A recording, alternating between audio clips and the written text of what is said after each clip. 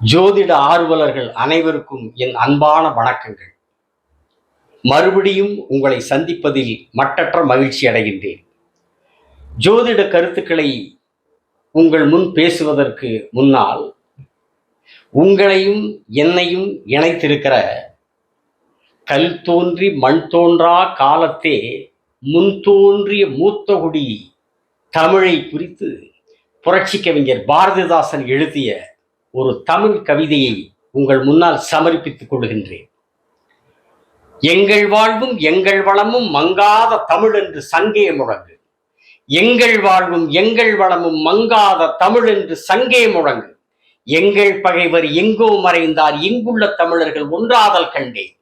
திங்களோடும் செழும்புருதி தன்னோடும் விண்ணோடும் உடுக்களோடும், திங்களோடும் செழும்பருதி தன்னோடும் விண்ணோடும் உடுக்களோடும், மங்கு கடல் இவற்றுடனும் பிறந்த தமிழுடன் பிறந்தோம் நாங்கள். ஆண்மை சிங்கத்தின் கூட்டம் என்று சிறியோர்க்கு ஞாபகம் செய் முழங்கு சங்கே. வெங்குடுமை சாக்காட்டில் விளையாடும் தோளங்கள் வெற்றி தோள்கள்.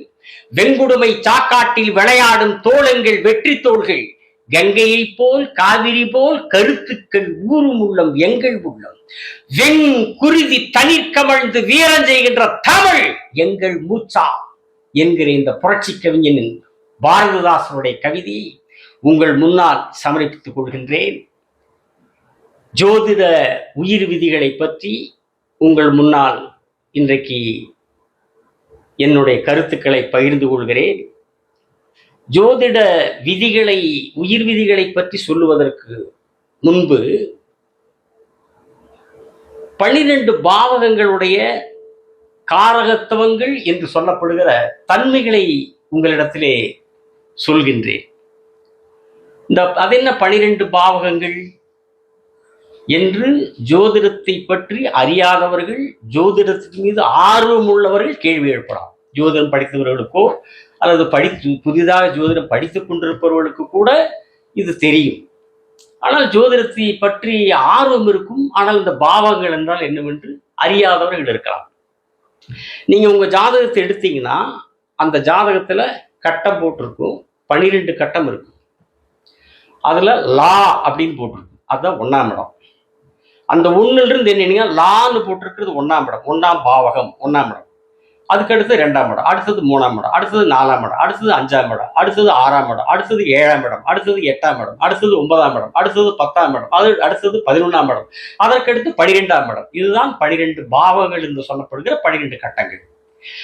நான் உங்களுக்கு 9 கிரகங்களுடைய காரகத்துவங்களை, தன்மைகளை சொல்லியிருந்தேன். இப்பொழுது 12 பாவகங்களுடைய காரகத்துவங்களை, தன்மைகளை சொல்லுகிறேன்.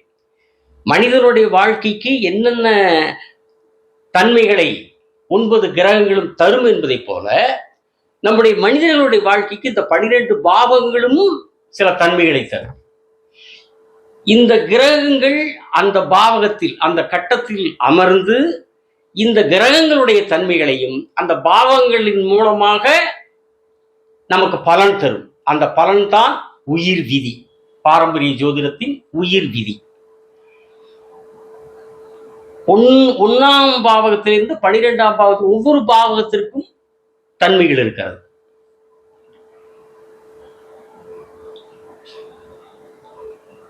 இந்த 1ஆம் இடத்திலே ஒரு கிரகம் இருந்தால் அந்த கிரகத்தினுடைய தன்மைகளை இந்த பாவகத்தின் மூலமாக நமக்கு என்ன பலன் தரும், அந்த பலன் தான் உயிர் விதி.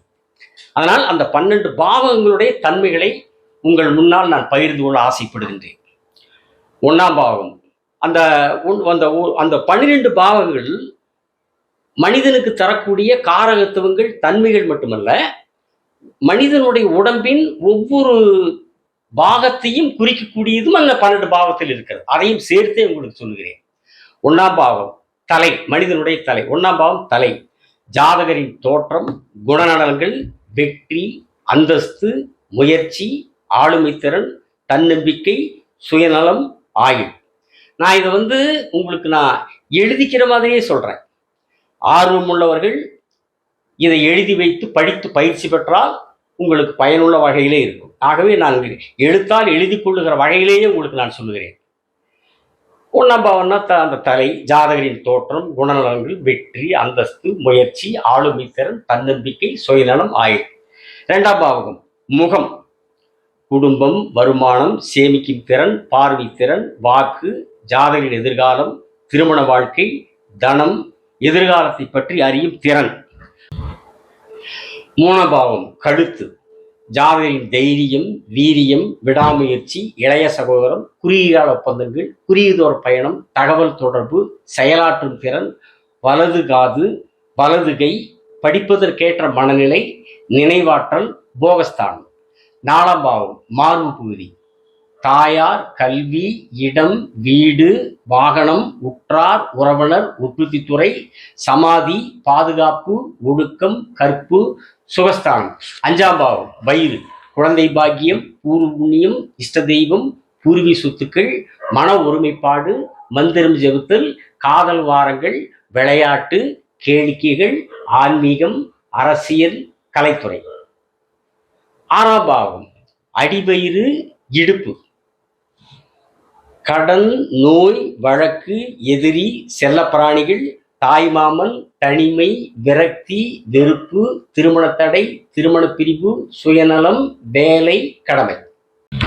7ஆம் பாவம் பிறப்புறுப்பு, திருமண வாழ்க்கை, மனைவியின் குணநலன்கள், தோற்றம், பார்ட்னர், வெளிநாடு, சமுதாய அங்கீகாரம், கூட்டு தொழில், எதிராளி, தாம்பத்திய சுகம். எதிராளினா எதிரி அல்ல, நமக்கு எதிரில் இருப்பவர்கள். 7ஆம் பாவத்திற்கு எதிராளி என்று வருகிற போது அது எதிரியை குறிப்பிடாது. நமக்கு எதிரில் யாரெல்லாம் இருக்கிறார்களோ, நம்ம கிட்ட பக்கத்தில் எதிரில் உட்காந்து பேசிட்டு இருக்கிறவங்க, எதிர் வீட்டுக்காரர், இப்படி எதிரில் இருப்பவர்களை குறிப்பது 7ஆம் பாவத்தில். எதிராளி என்பது எதிரில் இருப்பவர்களை குறிக்கும். 8ஆம் பாவம் கர்ப்பப்பை, பிறப்புறுப்பின் பின்பகுதி, ஆயுள், வரதட்சணை, புதையல், உயிர் மூலம் வரும் சொத்துக்கள், ஆயுள் காப்பீடு, விபத்து, தண்டனை, இழப்பு, ஏமாற்றம், ஏமாற்றுதல், அதிகப்படியான நஷ்டம், அதிக வட்டி கிட்டுதல், மரணம் எவ்விதம் நடைபெறும் அறிதல், கண்டம், ஊனம், பெண்களுக்கு மாங்கலி ஸ்தானம், புத்திரபாகியம். 9ஆம் பாவம் தொடை, பாக்கியம், அதிர்ஷ்டம், நேர்மை, ஒழுக்கம், தான தர்மம், ஆன்மீக முன்னேற்றம், குரு, இறைவன், உபாசன தெய்வம், புண்ணியஸ்தலங்களுக்கு சென்று பெறுதல், உயர்கல்வி, வெளிநாடு யோகம், அரசாங்க விருது பெறுதல், நீண்டதோர பயணம், நீண்டகால ஒப்பந்தம், ஆராய்ச்சி கல்வி, ஞானம். 10ஆம் பாவம் முழங்கால், தொழில், வேலை, பதவி, நிர்வாகத்திறன், சமூக அந்தஸ்து, தீர்த்த யாத்திரை செல்லுதல், அரசு வேலை. 11ஆம் பாவம் கணுக்கால், இடது காது, இடது கை, லாபம், வெற்றி, மூத்த சகோதரம், கட்சி, சங்கம், உயர்கல்வி, நெருங்கிய நட்பு, கூட்டாக செயல்படுதல், 2வது திருமணம், இளைய மனைவி, ஜாதகரின் ஆசை நிறைவேறுதல். 12ஆம் பாவம் பாதம், விரயம், மோட்சம், மறுபிறப்பு, முதலீடு, சிறைவாசம், தோல்வி, ஊரை விட்டு வெளியேறுதல், வெளிநாடு யோகம், மருத்துவமனை, வட்டி கிட்டுதல், உறுப்புகள் செயலிழத்தல், தூக்கம், நிம்மதி, திருமணத்தடை, திருமண பிரிவு, தோல்வியாதி, ஏமாற்றம், ஜாதகரின் பின்புலம். இது 12 பாவங்களுடைய காரகத்துவங்கள் என்று சொல்லப்படுகிற தன்மைகள். இந்த கிரகங்களுடைய காரகத்துவங்கள் தன்மைகள், இந்த பாவகங்களுடைய காரகத்துவங்கள் தன்மைகள். இந்த கிரகங்கள் பாவங்களில் அமர்ந்தால் இந்த கிரகங்கள் பாவகத்தின் மூலமாக தரக்கூடிய பலன்கள் தான் ஜோதிடத்தினுடைய உயிர் விதிகள். அந்த உயிர் விதிகளை உங்களோடு இப்பொழுது நான் பகிர்ந்து கொள்கிறேன். இதுல அந்த இந்த இதுல எல்லாம் 9ஆம் இடம் என்று வருகிற போதெல்லாம் வெளிநாடு என்று வரும். 1ஆம் 9 இல்லையா, 9ன்னு வந்த வெளிநாடு. அதே மாதிரி 12 வெளிநாட்டை குறிக்கும். என்ன காரணம்னா 12 மறைவு இடம். 1ஆம் இடங்கிறது ஜாதகர், 12ங்கிறது மறைவு. ஜாதகர் மறைகிறார், அதாவது பிறந்த ஊரிலிருந்து வேறு ஊருக்கு செல்கிறார். அதனால 12ஆம் இடம் வெளிநாட்டை குறிக்கும், 9ஆம் இடம் வெளிநாட்டை குறிக்கும். அது என்ன காரணத்தினால 9ஆம் இடம் வெளிநாட்டை குறிக்குதுன்னா, 9 என்பது நீண்ட தூர பயணம், நெடுந்தொலைவு செல்லக்கூடிய பயணம் 9. 3ன்னா அது குறுகிய தூர பயணம். ஒரு பக்கம் உங்க ஊர்ல இருந்து பக்கத்து ஊருக்கு போறீங்கன்னா அது குறுகிய தூர பயணம். 9ன்னா ரொம்ப தூரம் போறது பயணம். அதனால 9 வெளிநாடுன்னு குறிச்சாங்க. ஏன் வெளிநாடுன்னு குறிச்சாங்கன்னா, 9 என்கிற விதியில் வெளிநாடு என்கிற விதியை வகுத்த காலகட்டத்தில் இங்க இந்தியாங்கிற ஒரு நாடு கிடையாது, பல நாடுகளாக இருந்தது. அப்பொழுது இன்னும் சொல்லும், நம்ம தமிழ்நாட்டில் எடுத்துட்ட சேர, சோழ, பாண்டி நாடுகள் என்று ஒரு 3 நாடுகள் இருந்தது, 3 பேரரசர்களாக இருந்தது. ஆனா நீங்க வடநாட்டில் எடுத்துட்டீங்கன்னா நூற்றுக்கணக்கான நாடுகள், பல தேசங்கள். நீங்க ராமாயண மகாபாரதத்தையும் எடுத்துட்டீங்கன்னா, ராமாயணத்திலே பார்த்தீங்கன்னா அயோத்தி தேசம், அயோத்தி நாடு, ராமனுடைய நாடு அயோத்தி நாடு, இப்படி இருக்கும். நீங்க அனுமாருக்கு கூட ராமாயணத்துல நாடு இருக்கு. அனுமாருக்கு கூட அந்த வாலி சுக்ரீவனுக்கு கூட ஒரு நாடு இருக்கிறது. நீங்க மகாபாரதம் எடுத்தீங்கன்னா அதுலயும் ஏகப்பட்ட தேசங்கள், பல தேசங்கள் குறிப்பிடுவாங்க. அயோத்தியா, அந்த இதுல ராமனுக்கு அயோத்தி தேசம் மாதிரி மகாபாரதத்துல அஸ்தினாபுரம் தேசம். கிருஷ்ண பரமாத்மாவுக்கே ஒரு நாடு, ஒரு நாடு துவாரகை அப்படிங்கிற நாடு. நீங்க அர்ஜுனனோடு நான் யுத்தத்திற்கு தயார் என்று கர்ணன் வர்றான் ஒரு சபையில. அப்போ அந்த சபையினுடைய தலைவர்கள் கேட்கிறாங்க, நீ எந்த நாட்டுக்கு ராஜா? ஏன்னா அர்ஜுனனோட போர் தொடுக்கணும்னா, யுத்தத்துல கலந்துக்கணும்னா ஒரு தேசத்தினுடைய ராஜா, ஒரு நாட்டுடைய அரசன் தான் அர்ஜுனனோட போர் செய்ய முடியுமே தவிர, மன்னன் அல்லாதவன், தேசத்துக்கு அரசன் இல்லாதவன் அர்ஜுனுக்கு இணையா போர் செய்ய முடியாது என்கிற விதிகள் அன்றைக்கு அந்த காலத்தில் இருந்திருக்கு புராண கதைகள்ல. அப்போ கேட்கிறான், அந்த சபையினுடைய தலைவர்கள் கேட்கிறார்கள், நீ எந்த தேசத்துக்கு ராசா? அப்போ கர்ணன் அப்படியே குறுகுறான். ஏன்னா அவன் தேரோட்டியினுடைய மகன் அல்லவா, சூரியனுக்கு மகனாக பிறந்து குந்தி தேவி ஆத்தில் விட்டு அதை தேரோட்டி எடுத்து வளர்த்து, அதெல்லாம் அதுக்குள்ள போகல, அதெல்லாம் அப்புறம் பின்னாடி பார்த்துக்குவான். அப்போ அந்த கர்ணன் குறுகிற போது சடார்னு துரியோதனன் எந்திரிக்கிறான். ஏன்னா அர்ஜுனனுக்கு யார் எதிர்த்தாலும் அவன் தனக்கு நண்பனா நினைக்கிற துரியோதனன். அர்ஜுனன் எதிர்க்கிறதுக்கு ஒருத்தர் வந்திருக்கிறானா அப்படின்னு நான் இப்பொழுதே கர்ணனை அங்க தேசத்தை ராஜாவாக்குகிறேன் என்று அறிவிப்பான். அந்த மாதிரி ஏராளமான தேசங்களா இருந்துச்சு. வெள்ளக்காரன் உள்ள வந்தான், துப்பாக்கி முறையில் எல்லா நாடுகளையும் அடிமைப்படுத்தினா. அவனுடைய நிர்வாக வசதிக்காக மொத்தமா இந்தியா அப்படின்னு ஒரு பேரை வச்சுட்டான். இன்னைக்கு நமக்கெல்லாம் தலைமையிடம் நாடாளுமன்றம்னா டெல்லி. அன்னைக்கு வெள்ளக்காரன் இருந்த காலத்தில் நமக்கெல்லாம் தலைமையிடம் அப்படின்னா நாடாளுமன்றம்னா லண்டன். அப்புறம் இந்த வெள்ளைக்காரனை வெளியேற்றணுங்கிறதுக்காக எல்லா நாட்டினுடைய தலைவர்களும் மக்களும் போராடினாங்க. காந்தி ஒரு மகாத்மா வந்தார். அவர் தலைமையில் எல்லோரும் இணைந்து போராடினார்கள். அப்படி எல்லாரும் போராடி வெள்ளையனை வெளியேற வைத்து, சரி அவங்க வச்ச பேர் அப்படியே இருக்குது, காந்தி மகானுடைய தலைமையில் அப்படி இந்தியாவாக நம்ம செயல்பட்டு கொண்டிருக்கிறோம். அப்போ 9ஆம் இடம்னா நெடுந்தூர பயணம்னா ஒரு 50 கிலோமீட்டர் போனாலும் அது வெளிநாடாயிரும். நீங்க மதுரையிலிருந்து திருச்சி போன வெளிநாடு, ஏன்னா சோழ நாடு, மதுரை பாண்டி நாடு, திருச்சி சோழ நாடு. மதுரையிலிருந்து தஞ்சாவூர் போனால் அது வெளிநாடாயிரும், ஏன்னா அது சோழ நாடு தஞ்சாவூர், இது பாண்டி நாடு.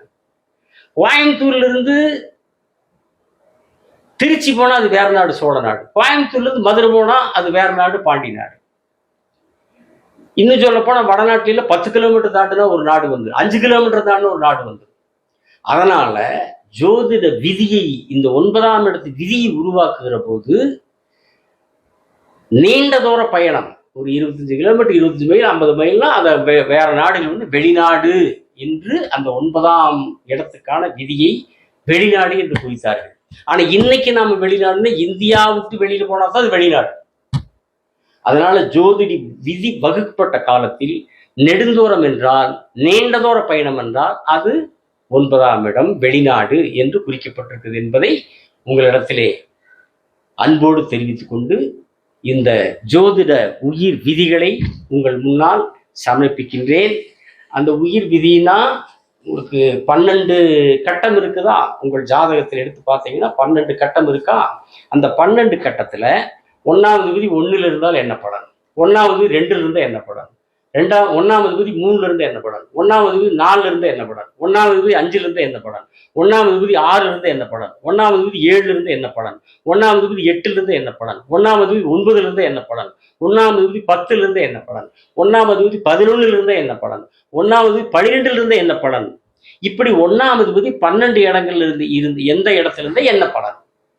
அதே மாதிரி 2வது விதி இந்த 12 வீட்டுல எந்த வீட்டில இருந்து என்ன பலன். அதே மாதிரி 3வது விதி 12 வீட்டுல எந்த வீட்டில இருந்து என்ன பலன். அதே மாதிரி இந்த 4வது விதி 12 வீடுகளில் எந்த வீட்டில் இருந்தால் என்ன பலன். அதே மாதிரி 5வது விதி 12 வீடுகளில் எந்த வீட்டில் இருந்தால் என்ன பலன். அதே மாதிரி 6வது விதி 12 வீடுகளில் எந்த வீட்டில் இருந்தால் என்ன பலன். அதே மாதிரி 7வது விதி 12 வீடுகளில் எந்த வீட்டில் இருந்தால் என்ன பலன். அதே மாதிரி 8வது விதி 12 வீடுகளில் எந்த வீட்டில் இருந்தால் என்ன பலன். அதே மாதிரி 9வது விதி 12 வீடுகளில் எந்த வீட்டில் இருந்தால் என்ன பலன். அதே மாதிரி மாதிரி 10ஆம் அதிபதி 12 வீடுகளில் எந்த வீட்டில் இருந்தால் என்ன பலன், அதே மாதிரி 11ஆம் அதிபதி 12 வீடுகளில் எந்த வீட்டில் இருந்தால் என்ன பலன், அதே மாதிரி 12ஆம் அதிபதி 12 வீடுகளில் எந்த வீட்டில் இருந்தால் என்ன பலன் என்கிற 12 வீடுகளுக்கான 12 9 கிரகங்களும் 12 வீடுகளில் இருக்கிற பலன்கள் தான் உயிர் விதிகள். 144 விதிகள். இந்த 144 விதிகளைத்தான் உங்களிடத்திலே இப்பொழுது நான் கலந்து பேசவிருக்கிறேன். ஆர்வம் உள்ளவர்கள் எழுதி வைத்துக் கொள்ளலாம். அடிப்படை ஜோதிடம் படித்தவர்களுக்கும் இது பயனுள்ள வகையில் இருக்கும் என்று சொல்லி அந்த விதிகளை உங்கள் முன்னால் சமர்ப்பிக்கின்றேன். முதலில் 1ஆம் அதிபதி, அதான் உங்க ஜாதகத்துல லான்னு கூட்டிருக்குது, அது லக்னம், அதுதான் 1ஆம் வீடு. அந்த 1ஆம் வீட்டு அதிபதி 12 வீட்டிலிருந்து என்ன பலன் என்பதை உங்களிடத்தில் இப்பொழுது நான் சொல்லுகிறேன். 1ஆம் அதிபதி 1இல் ஜாதகருக்கு ஆயுள் பலம் அதிகரிக்கும், நோய் எதிர்ப்பு சக்தி மிக்கவராக இருப்பார், எல்லாவற்றிலும் விடாமுயற்சி உடையவராக இருப்பார், எடுக்கும் முயற்சியில் வெற்றி அடைவார், எல்லாவற்றிலும் தன்னை முன்னிலைப்படுத்திக் கொள்வார். ஜாதகரால் மற்ற கிரகங்கள் தரும் யோகங்களை முழுமையாக அனுபவிக்க முடியும் 1ஆம் அதிபதி 1இல் இருந்தார். அடுத்தது 1ஆம் அதிபதி 2இல் ஜாதகர் தன் குடும்பத்தின் மீது பற்றுள்ளவராக இருப்பார், நிலையான வருமானம் கிடைக்கும், சேமிக்கும் பழக்கம் உள்ளவராக இருப்பார், பேச்சுத்தன் உள்ளவராக இருப்பார், வாக்கினால் வருமானம் பெறக்கூடியவராக இருப்பார். 1ஆம் அதிபதி 3இல் ஜாதகர் இளைய சகோதரி யோகம் உள்ளவராகவும் பாசம் உள்ளவராகவும் இருப்பார், சிறிதூர பயணங்கள் விரும்புவார், படிப்பதிலும் எழுதுவதிலும் ஆர்வம் இருக்கும், நினைவாற்றல் மிகுந்தவராக இருப்பார், வாழ்வில் தோல்வி வந்தாலும் விடாமுயற்சியுடன் செயல்பட்டு மீண்டும் வெற்றியடைவார், காமம் மிக்கவராக இருப்பார், பிறருடன் மேலோட்டமாக பழகுவார், நட்பு. இந்த இடத்துல மற்ற பலன்களெல்லாம் ஓகே, மற்ற விதிகளெல்லாம் ஓகே. இந்த பிறருடன் மேலோட்டமாக பழகுவார், நட்பு என்று வருது. அதாவது 1ஆம் அதிபதி 3இல் இருந்தால் நண்பர்களோட மேலோட்டமாக பழகுவார் என்கிற ஒரு விதி இருக்கிறது. ஆனா 7ஆம் இடம் நன்றாக இருந்தாலோ, நல்ல ஒளிபுருந்திய நிலையில் இருந்தாலோ, அல்லது 11ஆம் இடம் நன்றாக இருந்தாலோ, அல்லது ஜாதகத்தில் புதன் நன்றாக இருந்தாலோ, அவர்கள் நண்பர்களுடன் நேசத்துடன் பாசத்துடன் பழகுவார்கள். அங்கே இந்த விதி வேலை செய்யாது. அதாவது 1ஆம் அதிபதி 3இல் இருந்தால் நண்பர்களுடைய மேலோட்டமாக பழகுவாருங்கிற விதி வேலை செய்யாது. 7ஆம் இடமோ 11ஆம் இடம் புதன் நல்லா இருந்தால் இந்த விதி வேலை செய்யாது. நண்பரோட நல்லா பழகுவாங்க. அடுத்தது 1ஆம் அதிபதி 4இல் ஜாதகருக்கு கல்வி, வீடு, வாகன யோகம் உண்டு, சுகமான வாழ்க்கை அமையும், பகுத்தறிவு மிக்கவராக இருப்பார், தாயார் மீது மிகுந்த பாசமுடன் இருப்பார், உறவுகளை நேசிப்பார், கால்நடை வளர்ப்பு, உற்பத்தி துறையில் ஆர்வமுள்ளவராக இருப்பார். அடுத்தது 1ஆம் அதிபதி 5இல் புத்திரபாகியம் உண்டு, பூர்வீக சொத்துக்கள் அடைவார், குழந்தையின் மீது பிரியமாக இருப்பார், அதிக உழைப்பில்லாமல் வாழ்க்கை சொகுசாக வாழ்வார், ஆன்மீகம், அரசியல், விளையாட்டு, சூதாட்டம், கேளிக்கை, கலைத்துறையில் ஆர்வம் உள்ளவர், யாரிடமும் விரோதம் இல்லாமல் எளிதில் பழகுவார். இப்ப இந்த 1ஆம் அதிபதி 5இல் புத்திரபாகியம் உண்டுன்னு முதல் வரி வருகிறது அல்லவா? அப்போ அதனால ஜோதிடம் தெரியாதவர்களுக்கு சொல்கிறேன், தெரிஞ்சவங்களுக்கு தெரியும். அப்ப இந்த 1ஆம் அதிபதி 5இல் இருந்தா தான் புத்திரபாகியம் கிடைக்குமா அப்படின்னு நினைச்சக்கூடாது. இது ஒரு விதி. இது போக 5ஆம் இடம் நன்றாக இருந்தாலும் புத்திரபாக்கியம் கிடைக்கும், அல்லது 5ஆம் அதிபதி நன்றாக இருந்தாலும் புத்திரபாக்கியம் கிடைக்கும், அல்லது 5ஆம் அதிபதி கெட்டு 5ஆம் இடமும் கெட்டு குரு நன்றாக இருந்தாலும் புத்திரபாக்கியம் கிடைக்கும். அதனால இது ஒரு 1ஆம் 5இல் இருந்தால் புத்திரபாக்கியம் உண்டு, குரு நன்றாக இருந்தாலும் புத்திரபாக்கியம் உண்டு. சரியா? ஓகே. அடுத்தது 1ஆம் அதிபதி 6இல் பிறரை வெற்றி கொள்ளும் மனப்பாங்குடன் செயல்படுவார், உறவுகளை நட்புகளை மதிக்க மாட்டார், பொருள் சேர்ப்பதில் குறியாக இருப்பார், மற்றவரை குறை கோரிக்கொண்டே இருப்பார். இவர்களுக்கு பெரும்பாலும் குடும்ப வாழ்க்கை சிறக்காது, கடனோட நோயோட வாழ்வார், நோய் எதிர்ப்பு குறைந்திருக்கும், செல்லப்பிராணிகளும் பிரியமாக இருப்பார்.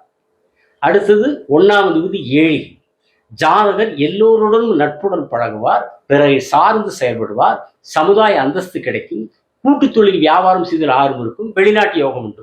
இந்த 7ம் பிரயாணத்தை குறிக்கிறதுனால அந்த காலத்துல இந்த ஜோதிட விதியில 7ஐயும் வெளிநாடுன்னு சொல்லியிருக்கிறாங்க. சரியா? அடுத்து 1ஆம் அதிபதி 8இல் ஜாதகர் ஏதேனும் குறையுள்ளவராக இருப்பார், பெரும்பாலும் வாழ்நாள் முழுவதும் ஏதேனும் ஒரு அவமானத்துடன் வாழ்வார், தீய செயலுள்ளவராக இருப்பார், பேராசையால் பெரும் நஷ்டம் அடைவார், பிறர் சொத்துக்களை அபகரிக்க நினைப்பார். அடுத்தது 1ஆம் அதிபதி 9இல் இது சிறந்த யோகமாகும். ஜாதகர் குணநலன்களை கொண்டவர், அதிர்ஷ்டப்படைவர், ஆன்மீக பணியில் ஈடுபடுவார், பெரியோரை மதிப்பார், தந்தை மீது பாசமானவராக தந்தையால் யோகம் அடைவார், உயர்கல்வி யோகம், வெளிநாடு யோகம், சமூகத்தில் மதிப்புடையவராக வாழ்வார். அடுத்தது 1ஆம் அதிபதி 10ல்.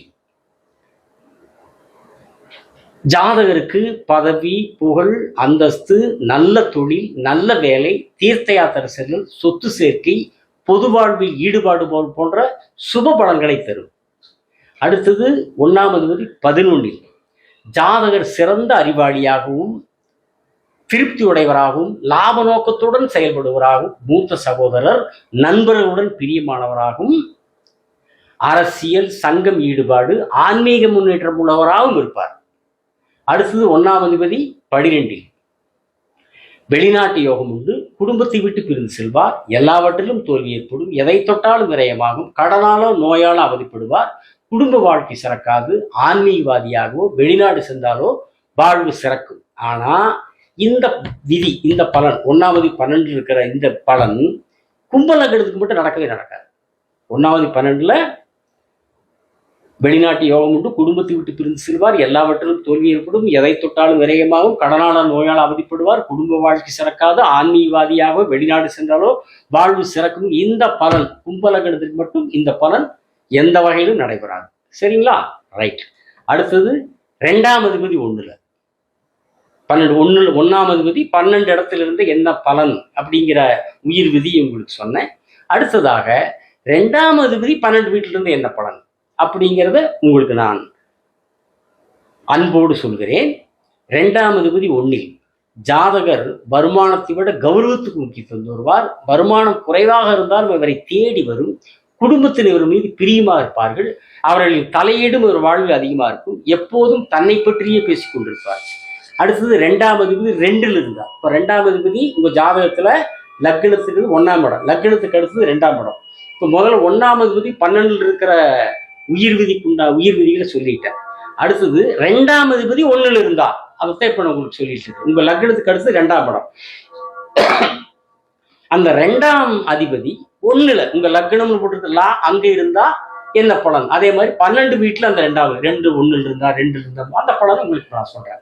2ஆம் அதிபதி 1ல் இருந்தா ஜாதகர் வருமானத்தை விட கௌரவத்துக்கு முக்கியத்துவம் தருவார். வருமானம் குறைவாக இருந்தால் இவரை தேடி வரும். குடும்பத்தினர் மீது பிரியமாக இருப்பார்கள். அவர்களின் தலையீடும் இவர் வாழ்வில் அதிகமாக இருக்கும். எப்போதும் தன்னை பற்றியே பேசிக் கொண்டிருப்பார். 2ஆம் அதிபதி 2ல் உங்க லக்னத்துக்கு அடுத்த இடம், அந்த வீட்டுக்கு சொந்தம். நீங்க லான் போட்டிருக்கு, அடுத்த வீடு 2ஆம் இடம். அந்த 2ஆம் வீட்டுக்குரிய எந்த லக்னமா இருந்தது, நீங்க தனுசு லக்னமா இருந்தா 2ஆம் இடம் சனி வருவாரு, மகர லக்னமா இருந்தா 2ஆம் இடம் குரு வருவாரு, மேச லக்னமா இருந்தா 2ஆம் இடம் சுக்கிரன் வருவாரு, சிம்ம லக்னமா இருந்தா 2ஆம் இடம் புதன் வருவாரு, துலாம் லக்னமா இருந்தா 2ஆம் இடம் மேசம் வருவார் இல்லையா? ஓகே. அடுத்தது 2ஆம் இடம் 1ல் இருந்த பலன் உயிர் விதி பலன் சொன்னா, அடுத்ததாக 2ஆம் வீடு 2ல் இருந்தார். ஜாதகர் நல்ல கௌரவமான குடும்பத்துக்கு பிறந்தவராக இருப்பார். கிடைக்கின்ற வருமானத்தை சேமித்து வைப்பார். ஆடை ஆபரண சேர்க்கை உண்டு, பொருளோ நபர்களோ சேர்க்கை இருக்கும். நல்ல வாக்குப்பதிவு இருக்கும். கொடுத்த வாக்கை காப்பாற்றுவார். செல்வ செழிப்போடு வாழும் யோகம் தரும். இதுல மற்ற பலனெல்லாம் ஓகே. 2ஆவது 2ல் இருந்தா ஜாதகர் நல்ல கௌரவமான குடும்பத்தில் பிறந்தவராக இருப்பார். நல்ல வாக்குப்பதிவு இருக்கும். கொடுத்த வாக்கை காப்பாற்றுவதில் கரெக்ட். செல்வ செழிப்போடு வாழும் யோகம் தரும் இருக்கிறது அல்லவா? இந்த ஒரு விதி மட்டும், இந்த ஒரு பலன் மட்டும் கும்ப லக்னத்துக்கு நடக்கவே நடக்காது.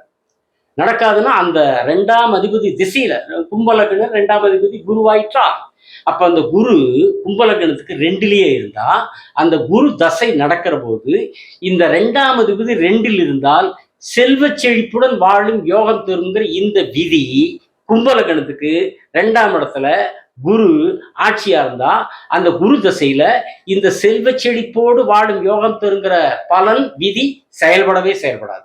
வேற திசையில செய்யலாம், யோகமான திசையில் வரலாம், அந்த திசையில வராது. நான் சொல்லுகிற உயிர் விதிகளுக்கு உண்டான எந்த பலனும் அந்த திசையிலே தான் நடக்கும். அதை ஞாபகத்தில் வைத்துக் கொள்ள வேண்டும். எழுத்து, இளைய சோதரம் இவற்றின் மூலமாக வருமானம் கிடைக்கும். வருமானத்துக்காக ஊரூரா செல்வார். அணிகலன்களை அதிகம் அணிவார். பேச்சு, எழுத்து, பத்திரிகை துறைகளில் ஈடுபாடு இருக்கும். அடுத்தது 2ஆம் அதிபதி 4ல்.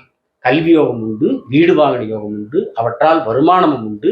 கல்வி நிறுவனங்கள் நடத்துதல், வாடகை வருமானம், தாயாரால் யோகம் போன்ற சுப பலன்களை தரும். அடுத்தது 2ஆம் அதிபதி 5ல் இருந்தார். உடல் உழைப்பில்லாத ஜாதகர் உடல் உழைப்பில்லாத தொழில் சம்பாதிப்பார். புத்திரபாகியம் உண்டு. யோகமான குழந்தைகள் பிறப்பார்கள். குழந்தைகளுக்காக நிறைய சேமிப்பார், புதிய சொத்துக்கள் கிடைக்கும், கொடுத்த வாக்கை காப்பாற்றுவார், மற்றவர் இன்புறும் வகையில் பேசுவார். அடுத்தது 2ஆம் அதிபதி ஆறில் இருந்தார்.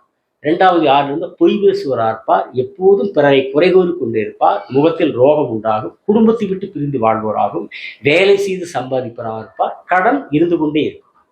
அடுத்து 2ஆம் அதிபதி 7ல் ஒன்றுக்கு மேற்பட்ட வாழ்க்கை துணை அமையும், கூட்டு தொழிலால் வருமானம் வரும், வியாபாரம் செய்து சம்பாதிப்பார், வெளிப்படையாக பேசுவார், வருமானத்தை மனைவிடம் ஒப்படைப்பார், வியாபாரம் புகழ் பெறும். நீங்க இத இது மற்ற விதிகள் பலனெல்லாம் ரைட். ஆனா நான் முதல் ஒரு வரி சொன்ன பாருங்க, 2வது விதி 7ல் இருந்தா ஒன்றுக்கு மேற்பட்ட வாழ்க்கை துணை அமையும் அப்படின்னு ஒரு வரி இருக்குது அல்லவா.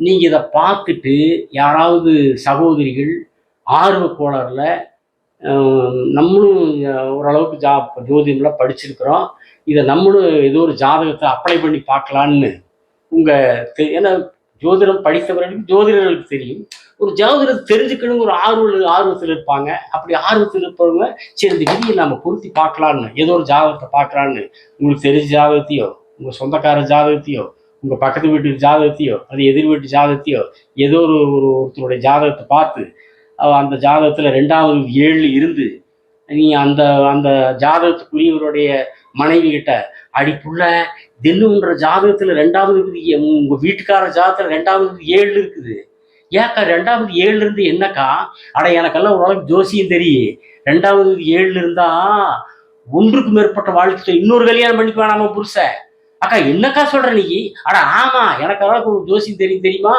2வது 7ல் இருந்தா இன்னொரு பொண்டாட்டி புருஷன் வீட்டுக்காரர் கட்டிக்குவாரு தெரியுமா, நீ எது கொஞ்சம் ஜாக்கிரதையை பார்த்துக்கா, அக்கா என்னக்கா சொல்றாங்க, ஆமா நான் ஜோதிடம் எனக்குள்ள ஓரளவுக்கு நல்லா தெரிஞ்சிருக்கேன் படிச்சு வச்சிருக்கேன் தெரியுமா, நான் போன வாரம் ஒரு பஸ் ஸ்டாண்ட் பார்த்தேன், உங்க வீட்டுக்காரர் ஒரு பிள்ளையோட சிரிச்சு பேசிட்டு இருந்தா, அப்படி கொஞ்சம் ஜாக்கிரதையை பார்த்துக்கன்னு ஏதாவது ஆர்வ கோளாறுல கொளுத்தி போட்டு அவங்க அன்போடும் பண்போடும் பாசத்தோடும் நேசத்தோடும் நல்ல ஒற்றுமையோடு வாழ்ந்துட்டு இருக்கிற குடும்பத்தில் கொண்டு போய் ஏதோ அமைதியான கடல்ல புயலை கலப்புற மாதிரி ஆர்வ குடல் புயலை கிளப்பிடாதீங்க. ஏன்னா இந்த விதி வேலை செய்யாம போறதற்கு ஏகப்பட்ட வாய்ப்பு சான்ஸ் இருக்கு. ஏன்னா இந்த திசை சின்ன வயசுலயே வந்து போய் 2ல் 7 சின்ன வயசுல வந்து போய் வேலை செய்யாது. அல்லது 80 வயசுல இந்த தசா வருதுன்னு வைங்க, 80 வயசுல எந்த பிள்ளை அவனை போய் கட்டிட்டு போறான். அல்லது 2வது விதி குருவாய் 7ல் இருந்தாருன்னா லக்னத்தை பார்ப்பார். அப்படி லக்னத்தை பார்த்தாருன்னா குரு அந்த ஜாதகர் கண்ணியமாக ஒழுக்கமாக சமுதாயத்தில் கௌரவமாக வாழ்ந்து கொண்டிருப்பார். அதனால ஏதாவது ஆர்வ கோளாறுல நல்ல முறையை தெரிச்சு படிச்சு அப்புறம் நீங்க ஜோதிடத்தை எல்லாம் இன்னும் நிறைய ஏராளமா உங்களோடு நான் இந்த கருத்துக்களை பேசி பயணம் செய்யவிருக்கிறேன். நான் சொல்வதையும் கேட்கலாம். இன்னும் ஏராளமான ஜோதிடர்கள் யூடியூபில் பேசுறாங்க, நிறைய ஜோதிட புத்தகங்கள் இருக்கிறது. ஜோதிடம் தெரிந்து கொள்ள வேண்டும் என்று நினைக்கிறவர்கள் நீங்கள் அப்படியெல்லாம் படிச்சு நீங்க ஜோதிடத்தை தெரிஞ்சுக்கிட்டு அப்புறம் நீங்க ஜாதகத்துல இந்த விதியெல்லாம் பொருத்தி பலன் சொல்லலாம். இல்ல பொறுமையா இருந்தா நான் தொடர்ந்து பேசி கொண்டு வருவேன். நான் பேசுவதையெல்லாம் நீங்கள் எழுதி வைத்து படித்து பயிற்சி பெற்றால் நீங்க அப்புறம் நீங்க பலனெல்லாம் சொல்ல முடியும். சரியா? அடுத்தது 2வது விதி 8ல் இது ஒரு தரித்திர யோகமாகும். ஜாதகருக்கு நிலையான வருமானம் இருக்காது, எவ்வளவு சம்பாதித்தார் வளர்ப்பார், குடும்பத்தை பிரிந்து வாழ்வார், இவரின் பேச்சுக்கு அங்கீகாரம் இருக்காது. அடுத்து 2வது விதி 9ல் ஜாதகர் நேர்மையான முறையில் சம்பாதிப்பார், இவரின் வாக்கு தெய்வ வாக்காகவே இருக்கும், சம்பாதிப்பதை நல்ல வழியில் செலவு செய்வார், அதனால் பேர் புகழ் வரும், தந்தை வழியிலும் யோகம், அதிர்ஷ்டமும் தேடி வரும், வெளிநாடு சென்று சம்பாதிக்கும் யோகமும் உண்டு. நான் தான் சொன்ன பார்த்தீங்கன்னா 9 வெளிநாடை குறிக்கிண்டு, அதனால இந்த விதி இதுல வருது. வெளிநாடு சென்று 2வது 9ல் இருந்தா வெளிநாடு சென்று சம்பாதிக்கும் யோகமும் உண்டு. அடுத்தது 2வது விதி 10ல் இது மிகச்சிறந்த யோகமாகும். ஒன்றுக்கு மேற்பட்ட தொழில் செய்து சம்பாதிப்பார், பதவி புகழ் அனைத்தும் கிடைக்கும். அடுத்தது 2வது விதி 11ல் இது கோடீஸ்வர யோகம், பணம் பல வழிகளில் வரும், குடும்பம் நட்புடன் இணக்கம், குறுகிய காலத்தில் பெரும் பணக்காரர் ஆவார்.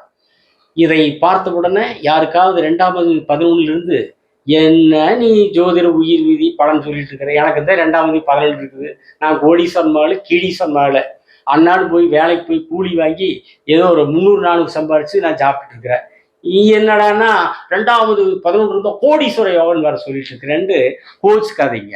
ஒரு விதி வந்து எல்லா ஜாதகங்களுக்கும் அது பொருந்தாது. ஒரு ஜாதகத்தில் ஒரு விதி சில லக்னங்களுக்கு பொருந்தும், சில லக்னங்களுக்கு பொருந்தாது. நீங்க ஒண்ணு பார்த்தீங்கன்னா, குரு குரு அணி சார்ந்த லக்னங்களுக்கு நடக்கக்கூடிய பலன்கள் சுக்கிர அணிக்கு நடக்காது. சுக்கிர அணிக்கு நடக்கிற பலன்கள் குரு அணிக்கு நடக்காது. விதிவிலக்காக அது மாறியும் நடக்கக்கூடியதும் அமைப்பு இருக்கும். அது என்ன சுக்கிர அணி, குரு அணி? குரு, சூரியன், சந்திரன், செவ்வாய் இவங்கெல்லாம் ஒரு அணி.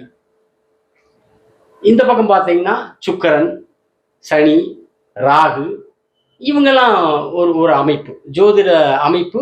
இந்த விதிகளை இப்படி அன்றைக்கு முன்னோர்கள் அமைத்திருக்கிறார்கள். முன்னோர்கள் யார் முன்னோர்? கடவுள் அமைத்ததுதான் இந்த ஜோதிட அமைப்பு. அதனால குரு அணி லக்னத்துக்கு சுக்கிர அணிக்கு குரு அணி லக்னத்தில் இருக்கிற கிரகங்கள் சுக்கிர அணி லக்னத்துக்கு பலன் கொடுக்காது. சுக்கிர அணி லக்னத்தில் இருக்கிற கிரகங்கள் குரு அணி லக்னத்திற்கு நல்ல பலன் தராது. இது ஜோதிட அமைப்பாக முன்னோர்களால் அமைக்கப்பட்டு கடவுளால் படைக்கப்பட்டு அது நடைமுறையில இருந்து கொண்டிருக்கிறது. அதனால 2ஆம் அதிபதி 11 கோடீஸ்வர யோகம். அது சில லக்னங்களுக்கு நடக்கும், சில லக்னங்களுக்கு நடக்காது. நீங்க இந்த 2ஆம் அதிபதி 11 இருக்கிறது பார்த்தீங்கன்னா, புதன் சுக்கிர அணி, சூரியன் குரு அணி. ஆனா இந்த 2ஆம் அதிபதி 11 இந்த விதி, இந்த பலன் சிம்ம லக்னத்துக்கு மட்டுமே நடக்கும். இதுதான் ஜோதிடத்துக்கு கொண்டிருக்கிற ஒரு பெரிய சூட்சமம், ரகசியம். புதன் சுக்கிர அணியை சேர்ந்தவரா, சூரியன் குரு அணியை சேர்ந்தவரா? பொதுவா சூரியன் தான் அத்தனை கிரகங்களுக்கும் தலைவர். எல்லா கிரகங்களுக்கும் அவர்தான் ஒளி தருகிறார். அத்தனை கிரகங்களும் சூரியனைத்தான் சுற்றி கொண்டிருக்கிறது. சூரியனுடைய ஈர்ப்பு சக்தியின் மூலமாக அத்தனை கிரகங்களும் சூரியனை சுற்றி கொண்டிருக்கிறது. சூரியன் இல்லை என்றால் எந்த கிரகங்களும் இல்லை, இந்த உலகம் இல்லை, பூமி இல்லை, நாம் இல்லை, எந்த உயிர்களும் கிடையாது. ஆனா ஜோதிட அமைச்ச முன்னோர்கள் கடவுளினுடைய அருளால் குரு அணி சுக்கிர அணி என்று பிரித்திருக்கிறார்கள். அதுல சூரியன் குரு அணி, புதன் சுக்கிர அணி. ஆனா சூரியனும் புதன் நட்பு. இதுதான் புதிர், புரியாத ஜோதிடத்தில் புரியாத புதிர். அதுல இந்த 2ஆம் அதிபதி 11 இருந்தால் கோடீஸ்வர யோகங்கிறது இந்த சிம்ம லக்னத்துக்கு மட்டுமே அந்த பலன் நடக்கும். என்ன காரணம்? சிம்ம லக்னத்துக்கு 2ஆம் அதிபதி புதன் 11 புதன் வீட்டிலேயே இருப்பார். சிம்மத்துக்கு 2ஆம் இடம் கன்னியா, சிம்மத்துக்கு 11ஆம் இடம் மிதுனமா. அப்ப சிம்ம லக்னத்துக்கு 2ஆம் அதிபதி புதனாகி 11 ஆட்சியாக இருப்பார். சூரியன் குரு அணியாக இருந்தாலும், புதன் சுக்கிர அணியாக இருந்தாலும், சூரியனும் புதனும் நட்பு. அதாவது புதன் சூரியனுக்கு நட்பு. அதனால இந்த கோடீஸ்வர யோகம் என்பது 2ஆம் அதிபதி 11 இருந்தால் என்கிற இந்த விதிக்கு கோடீஸ்வர யோகம் என்பது சிம்ம லக்னத்திற்கு மட்டுமே நடக்கும். அதுலயும் சிம்மம் கிடக்கூடாது, சூரியன் கிடக்கூடாது, 2ஆம் இடம் கிடக்கூடாது, 11ஆம் இடமும் கிடக்கூடாது. இத்தனையும் இருந்து இந்த 2ஆம் அதிபதி 11 இருக்கிற அந்த 11ஆம் இட திசை, புதனுடைய தசை வந்தால்தான் இந்த கோடீஸ்வர யோகம் அந்த ஜாதகருக்கு கிடைக்கும். என்னப்பா நீ ஜோதிஷி சொல்ற? நீ எப்ப இத்தனையும் நடந்து ஒரு கோடீஸ்வரன் ஆகிறது என்ன விளையாட்டு? கோடீஸ்வர யோகம்னு சொல்லிட்ட, இத்தனையும் நடக்கணுமா? இத்தனையும் எப்படிமா நடக்கும்? இத்தனையும் நடந்தாதான் கோடீஸ்வர யோகம். அதனாலதான் நம்ம நாட்டுல கொஞ்சம் பேர் தான் கோடீஸ்வரர்.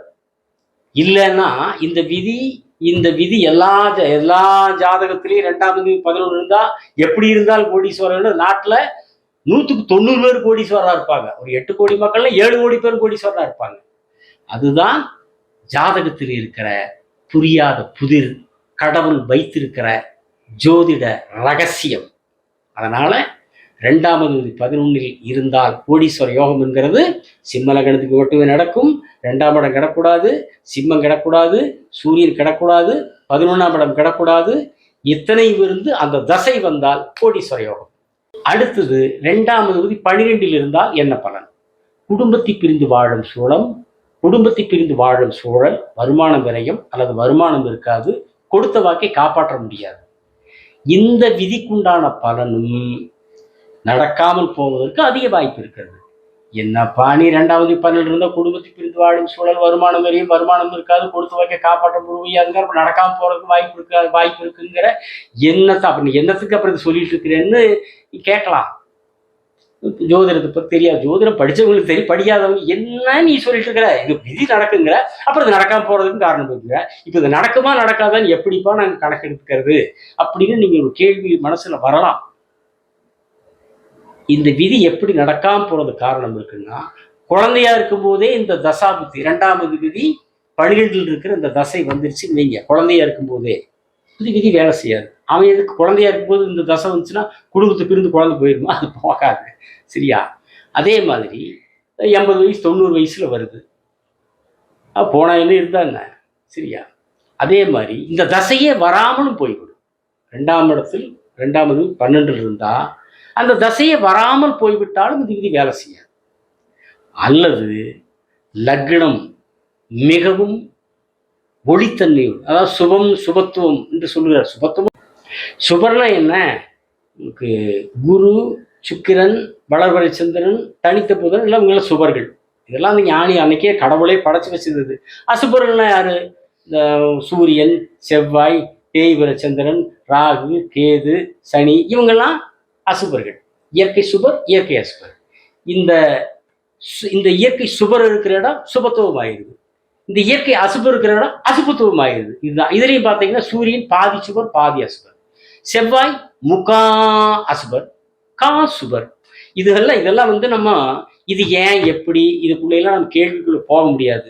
இது ஏன் இப்படின்னு கேள்விக்குள்ள போனால் அந்த கேள்விக்கு பதில் கடவுள், அதுதான் பதிலாக இருக்கும். நம்முடைய அறிவுக்கு ஒரு எல்லை இருக்குது. அந்த எல்லையை தாண்டக்கூடிய சக்தி மனிதனுக்கு கிடையாது. அதனால் எப்படி இப்படி படைச்சு இதையும் சூப்பர் இதையும் சூப்பர். இப்போ பார்த்தா குரு சுபருங்கிற, ஆனா சூரியன் கொடுக்குற ஒளிதான் குருவுக்கு வருது.